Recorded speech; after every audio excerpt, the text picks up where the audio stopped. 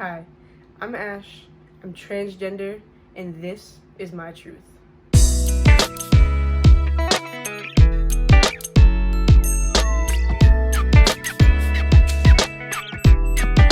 Today what we're going to be doing is just a little introduction into Ash's journey. As she already has said, she is trans. She just came out publicly on Facebook, but in case you haven't seen it, we're going to talk a little bit about that today. We are. So we are going to talk about a little bit Ash coming out, some of her feelings in regards to being trans, and just so that you could get a little bit of insight into her mind and her feelings and everything. So if you want to hear more about it, just keep on watching. My journey really started at the age of about 5 when I knew the feelings were different. I wasn't attracted to males.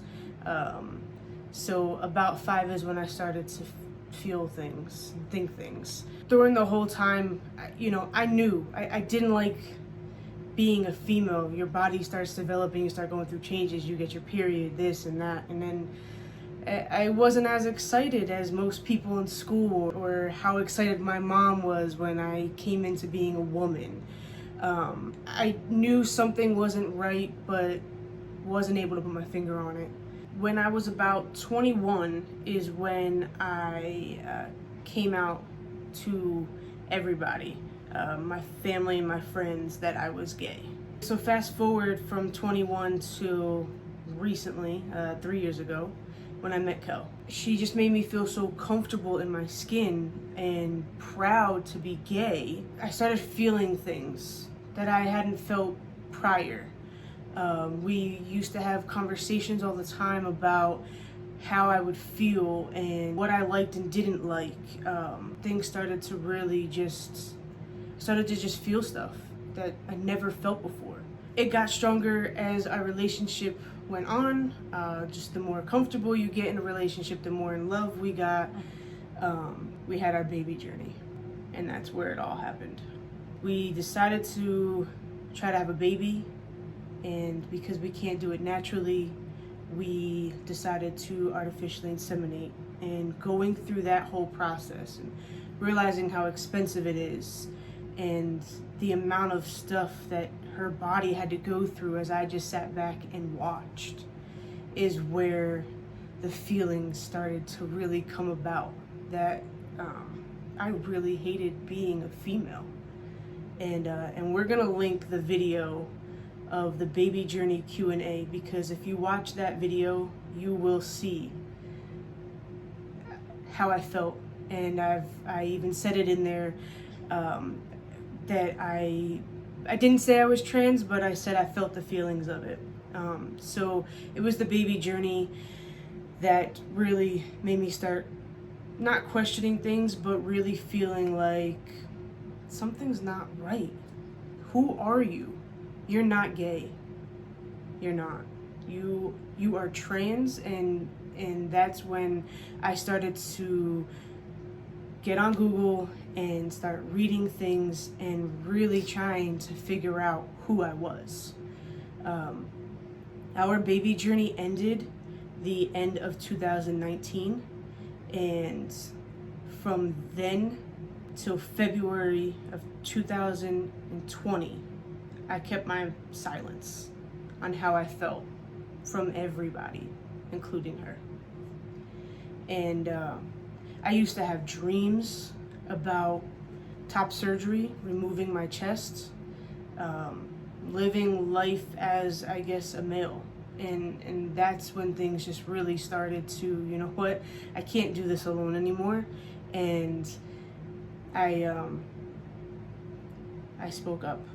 So February, we were sitting on the couch, and I honestly don't even know how I approached it. I think I just spit it all out. I said, love, I'm transgender. And I was terrified.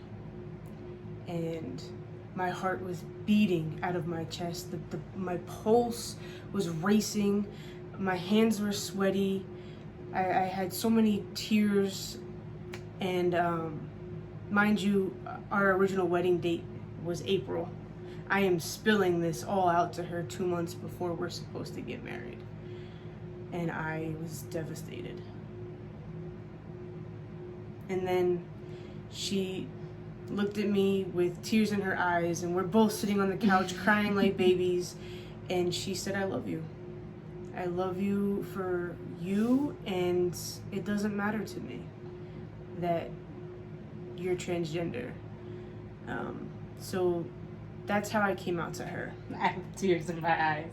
I'm just kind of reliving that moment. I feel like all that weight that she felt just went right into my heart, and we were both crying. We were. Because she didn't have to have that fear. And I completely get that it's scary because people will just turn in a second, but it's just knowing myself and knowing that she didn't have to have that fear, and she was doing it alone for months. And I felt it in her body, in her, when she was talking, like, I just felt it, and it like broke my heart. But I was happy that she told me. So I still carried a lot of weight. It was only her that I told, and it was still quite heavy on my shoulders. It wasn't good enough, but we kept it between us until I was ready. And when I felt like it was right, I ventured out and told a few close friends. Their love and support was amazing, and I already knew that they were going to be supportive, but it still didn't take the weight off. It was still heavy, and as much as I love them and I love their support, it wasn't enough to feel free. June 1st rolls around, and I decide to tell my mom, and I was right back to that feeling of being scared and not sure how she's gonna take it. And when I came out as gay, it was a little rocky, but times then were not the best, so I think that kind of made me worry. And transgender is so taboo in this world. It's wrong. It's all these bad negative words, and so you're scared. Like, okay, I'm gay, so that means everyone's gonna accept me as being trans, but it's not. It's not like that in this world. So I had that on my mind. And I pull my mom aside, and I'm really bad at delivering, so I kind of just spit stuff out. I don't know how to ease my way into these conversations. I had the courage to do it, so it just comes out. So it was like, you know what transgender is? Yes. Okay, well, that's me. And I had sunglasses on, and I didn't want to look her in the eyes, and she said, okay, I love you for who you are. And now this is this June, so this is during all of this COVID. I hadn't hugged my mom since before the virus, and as soon as she said, I love you for who you are, and it doesn't matter to me, she immediately hugged me, and we had this long hug and embrace, and this one in the background taking pictures. I wasn't even up close, but I had a feeling. You could kind of tell, so I'm like... Yeah, and it was a great moment to have. I was crying. I think my mom had some tears in her eyes. So, okay, great. I told my mom. But again, I'm not feeling the relief. And I told some more family members in between there. And I felt that these family members should know before they hear it on social media. So I made my phone call to my dad. I did my Facebook messaging to my other family members. And I basically got like, we already know. Now it's just a label. You never liked being a female, and it just didn't come as a shock. Once I had everybody's acceptance and support that I felt was the most important, I sat and wrote a Facebook post for about a week Again, Kel didn't even know about it. I did not.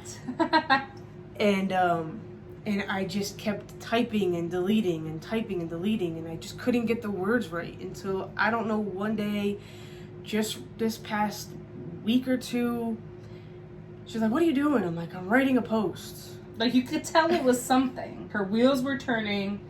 She was kind of out of it and really into her phone. Like, I could tell it was like thought-provoking, whatever it was. So I'm like, what the heck is going on here? So I told her I'm writing a post, and I said I'm gonna come out publicly, and her face was like, "Oh."